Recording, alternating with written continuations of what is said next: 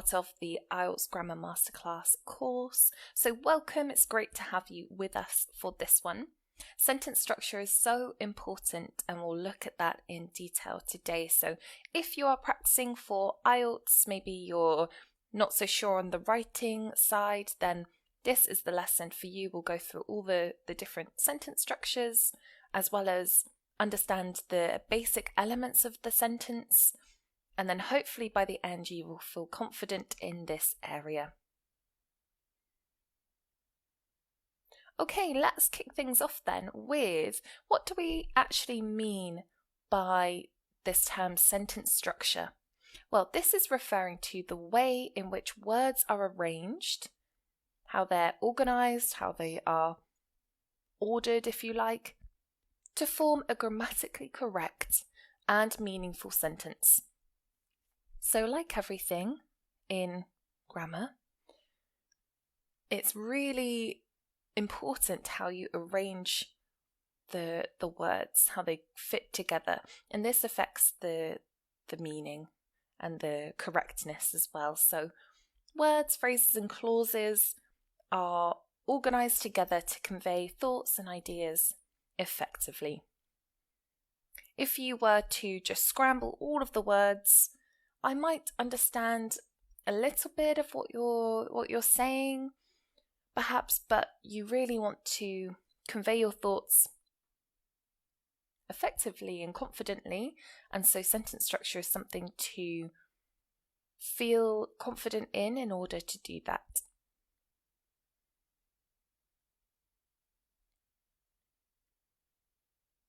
So there's various different elements, and before we talk about the sentence structure, we're actually going to talk about these elements first, so that when we then dive into the 4 different structures, we will understand the breakdown of it.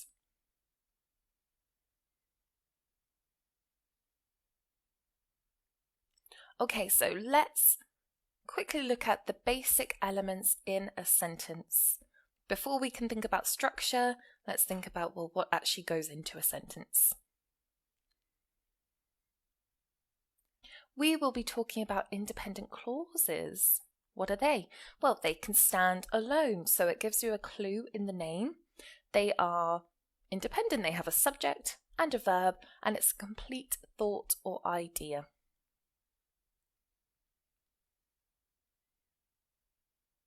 For example, I like spaghetti. Subject I, verb like, object spaghetti. You can also have a sentence that's just a subject verb as well.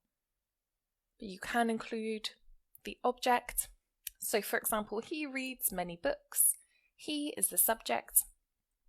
Reads is the verb, matching the subject. Remember our subject-verb agreement there. And then many books, the object, but you can omit, in this case, many books, and just say he reads, and that would be a full independent clause.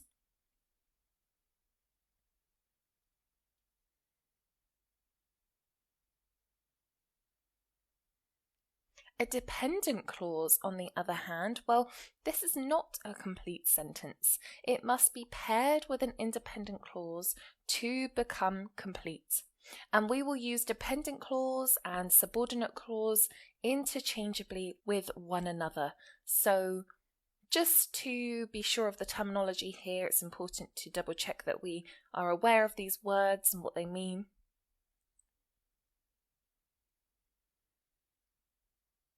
So a dependent clause could be, although I like spaghetti.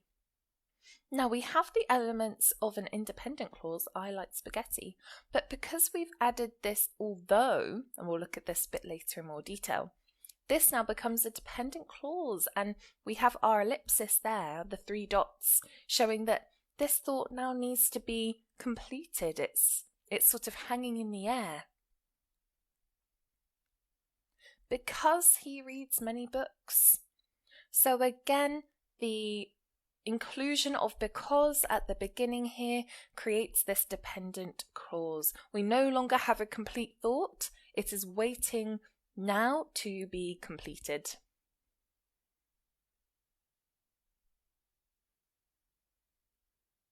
subject and predicate. So what do we mean when we talk about this? Well, every sentence has a subject, which is the main actor or the doer of the action, and a predicate, the action or what happens. So this is important terminology. For example, she is the subject, plays the piano is the predicate there. My sister and her friends, subject, plural, went to the movie theatre in town, predicate. So I'm sure we've covered this in the course, but just to freshen up, refresh before we dive into the structures, these are really important to make sure that we all understand. Okay, verb. What is a verb? Well, this expresses what the person, animal, place, thing, or concept does. So person, animal, place, thing, concept, nouns in other words. What is that noun or those nouns, plural? What are they doing? What action is being performed? So a verb can be known as a doing word. That fits for a lot of verbs, but there's many different types of verbs. We have a lesson going into that if you want to learn a bit more.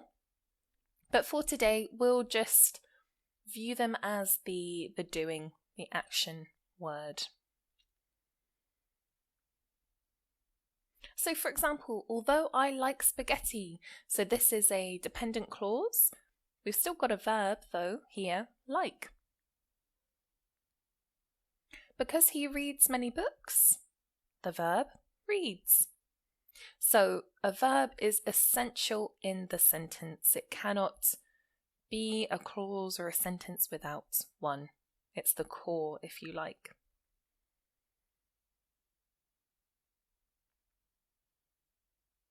Phrases then, what do we mean when we talk about phrases? Well, they are groups of words that function as a single unit within a sentence, and they don't have a subject and a verb. So we've talked about this before. They can be verb phrases, noun phrases, prepositional phrases. So there's different categories and they function all together, if you like, but they don't have to have both a subject and a verb.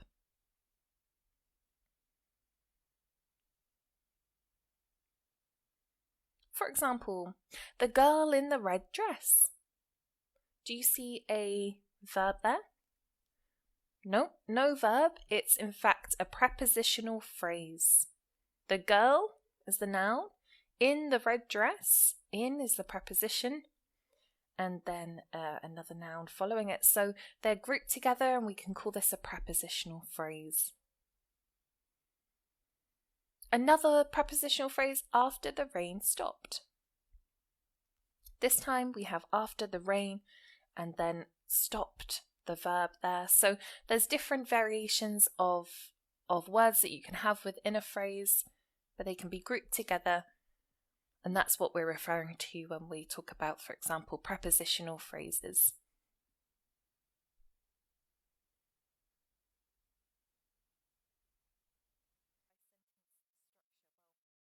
Okay, just another part of sentences to bear in mind. There are different types of sentences, and so just another part of sentences to bear in mind, there can be different types.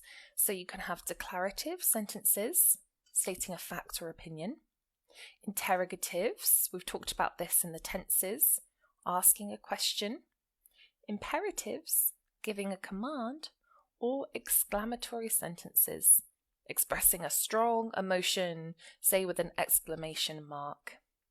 So again, just something to bear in mind when we begin to talk about sentence structures.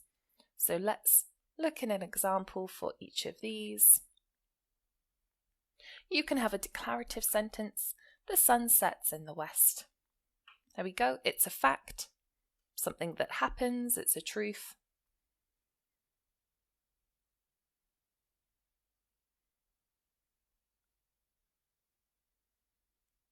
An interrogative, did you finish your homework?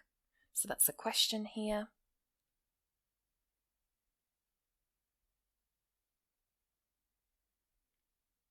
An imperative, please pass me the salt. That's a command, a request if you like.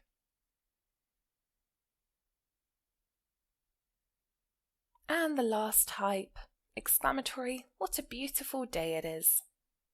So you see that exclamation mark there, conveying the emotion with this sentence.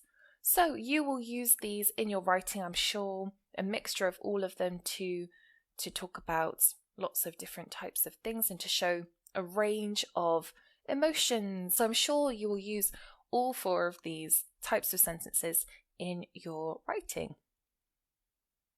So, with all of that in mind then, what are the 4 types of sentence structure themselves? So now that we understand sentences, what goes into a sentence, what makes up a sentence, now we can think about the different types. So, the first type, simple sentences. What do we mean by that? Well, we are referring to one independent clause, usually with a subject and a verb.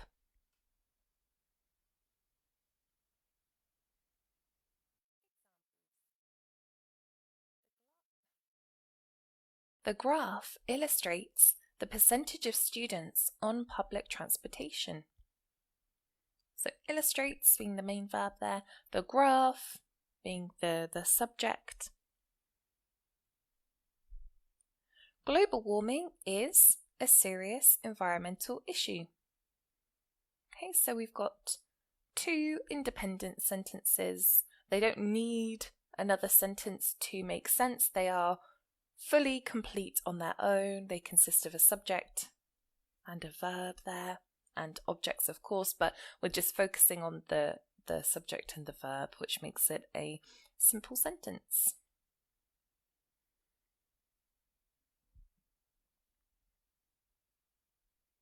What about a compound sentence now? So this is when we have 2 independent clauses, so just like what we've been looking at,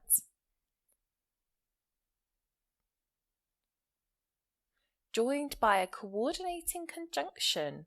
Okay, so we'll look at this in a separate video if you want to learn more about coordinating conjunctions. But words like and, but, or a semicolon. Okay, let's see this in action here. So, for example, the population has increased significantly, but the resources remain limited. Okay, so we've got the green indicating one independent clause, the blue the other, and then like glue, but joins them together, and we have this nice compound sentence here. And I should mention that these are all topics and types of sentences that you might want to write in the IELTS. It might be the topic that comes up.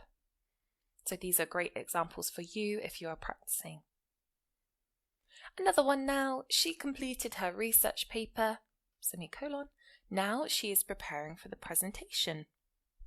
So you can see that they are 2 complete thoughts. They both have their own subject, their own verb, and they can either be connected with a semicolon as shown or with a coordinating conjunction here. So both of these sentences have equal weight, if you like. If you were to see a scale and a person holding up these 2 sentences, they would be the same.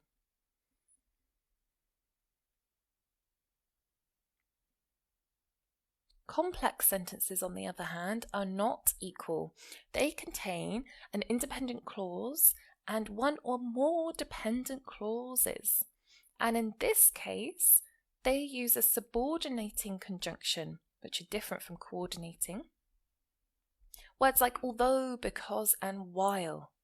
So the dependent clauses, remember, they don't have a complete thought. They need the independent clause to stand. They can't stand alone. So let's have a look at this and see how it differs. Although the economy has grown, income inequality has also widened. Okay, so you can see the blue here can stand alone, but we've added this dependent clause at the beginning, with the subordinating conjunction although to introduce the sentence. So I think this is really important because complex and compound sentences can cause confusion, and I understand it's tricky to get our heads around it sometimes.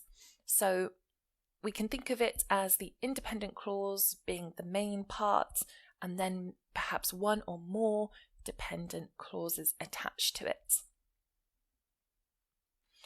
Always with compound or complex, always look for the independent clause, and then you can go from there and decide, okay, well, which type of sentence might this be? The survey, which was conducted last month, revealed important insights. Okay, so another way of looking at this is we can almost go in and take out, omit the green dependent clause. Would the blue sentence still make sense? The survey revealed important insights? Yes. So that is our independent clause here. We've just inserted with 2 commas a dependent clause between them. So that's something you can do as well with the subordinating conjunction which as well. Okay, so hopefully you can see how this is different from compound sentences. Compound, they are equal, they are like twins if you like. Complex sentences, you have one grown up here, the independent clause, and maybe one or more children that is dependent on that adult. So that's another way you can think about these sentences.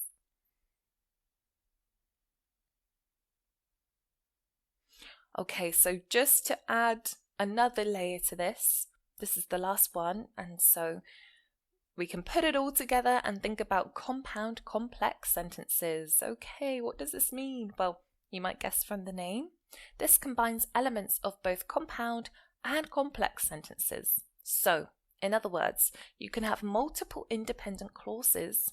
So you can have 1, 2, 3, and at least one dependent clause. So you have to have one, but you can of course have more than one. Let's see this in action, and for this one it is quite a long sentence for obvious reasons, so we're just going to look at one and break this one down. While some argue for stricter environmental regulations, others believe economic growth should take precedence, but finding a balance is challenging. So you might have some ideas here as to which sentences are the independent ones. Maybe you can spot the dependent one. There's a clue with a certain subordinating conjunction. That's always a good way to spot a dependent clause as well.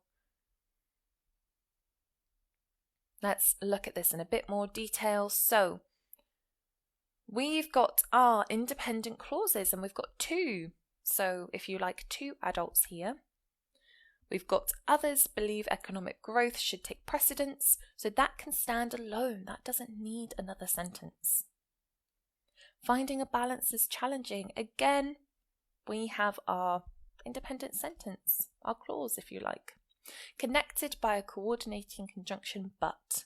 So remember, they hold together sentences that are equal, like our balanced weights.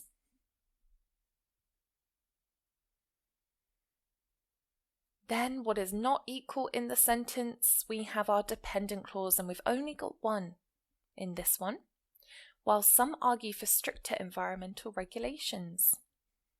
So if we were to take away our subordinating conjunction while and just have some argue for stricter environmental regulations, that would change to an independent clause, but we don't. That is not the situation we're in. We have while there, so that creates a dependent clause. It needs the other sentences to make sense, to be complete. Here we go. So we have while, it's dependent, it can't stand alone, it needs support to form a complete thought.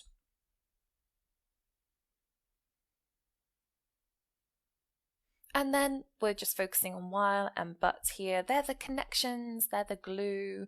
So coordinating conjunction, but and subordinating conjunction while. The combination of independent and dependent clauses are connected by these conjunctions, and so we end up with a compound complex sentence.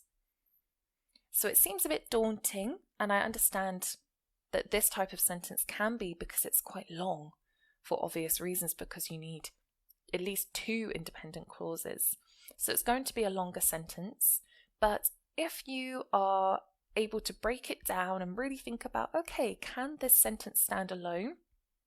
If it can, you can know that it's an independent clause. If it can't, then it must be a dependent clause. And then you can take it from there. Then that allows you to really fully understand what type of sentence it is. Okay, and this is relevant for IELTS. Why? Because in your writing section, you will want to use a variety of sentences. Don't feel like you have to always use a compound complex sentence. Actually, I think sometimes a really short, simple sentence is very effective in essay writing and in speech as well, but we're focusing on the writing today. You can really force home an argument by using a variety of sentences.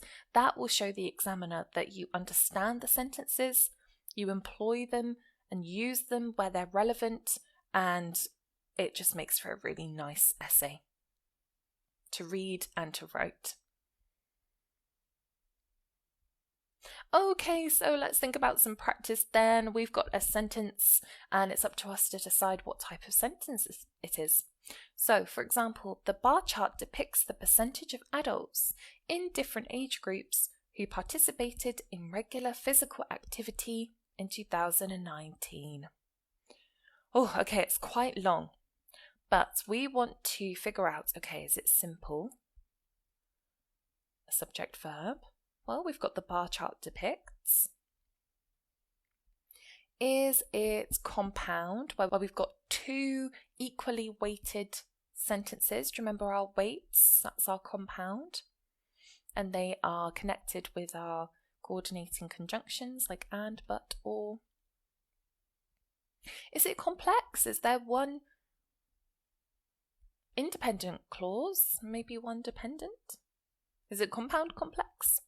More than one independent clause? One dependent clause minimum? Have a think. And then I'll do a big reveal. So this is in fact a simple sentence.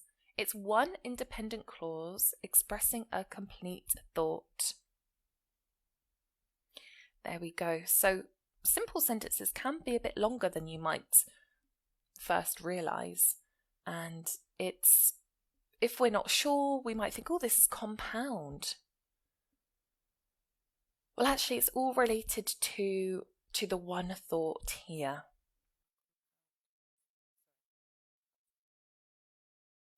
Okay, on the other hand, we can have this sentence. While the majority of respondents preferred online shopping, a significant number still opted for traditional brick and mortar stores.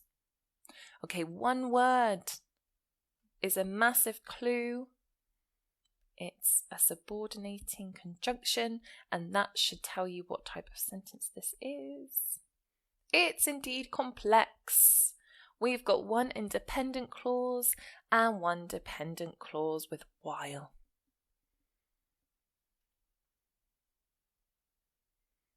Okay, what about task 2? This is where you form your arguments. In conclusion, striking a balance between economic development and environmental sustainability is a complex challenge. Right, so we've got this word and. Does that make a difference here? Or is this still one complete thought? This would be one complete thought. So it's one independent clause that creates a clear statement here. Okay, so when we're talking about economic development and environmental sustainability, it's still part of the same argument, if you like.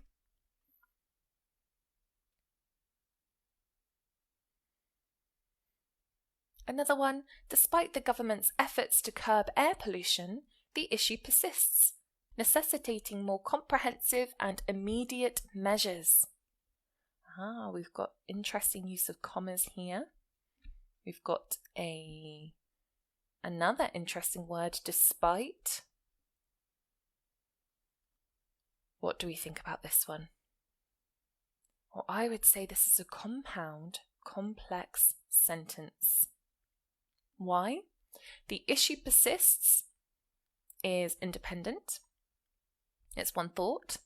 Necessitating more comprehensive and immediate measures, also independent.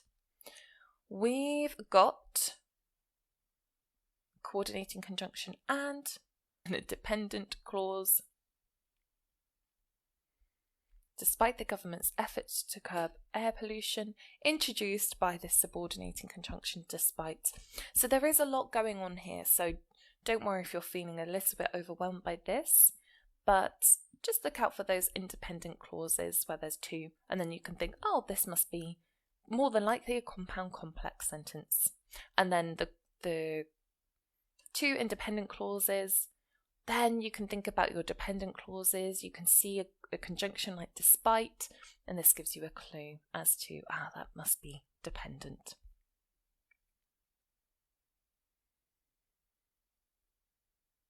Okay, if you're writing a letter, you might write something like, I'm writing to express my concerns about the increasing traffic congestion in our city. The situation has worsened over the past few months, affecting the daily commute for many residents. While some suggest expanding public transportation, others propose implementing strict carpool regulations. Okay, a lot happening here, and it's difficult in a paragraph to perhaps see the different types of sentences. So if anything jumps out at you, that's great. If you can see complete thoughts, maybe some conjunctions, maybe interesting use of punctuation. Have a think and we'll go through each part. So, I'm writing to express my concerns about the increasing traffic congestion in our city. Okay, simple sentence, complete thought there. Next line, let's analyse. The situation has worsened over the past few months. That's an independent clause, that's a complete thought. Affecting the daily commute for many residents. That's a dependent clause that needs the independent one to make sense. So we've got a complex sentence here. If you're ever unsure about whether it's an independent clause, if you were to replace the comma with a full stop, would it still make sense? In this situation, yes it would, so it's independent, that first part. Okay, what about the next one? While some suggest expanding public transportation, others propose implementing strict carpool regulations. So we've got another complex situation here. We've got an independent clause, others propose implementing strict carpool regulations, and our dependent clause with that while there, our subordinating conjunction. Okay, so well done for today. We've covered a lot, and it's really important to go over the basics so that when we get to these compound complex sentences, we understand what's going on. So I hope that's been really helpful for you, and you're welcome to use a variety of these sentences in your writing for IELTS and in general as well. Thank you so much for coming along. We'll see you next time.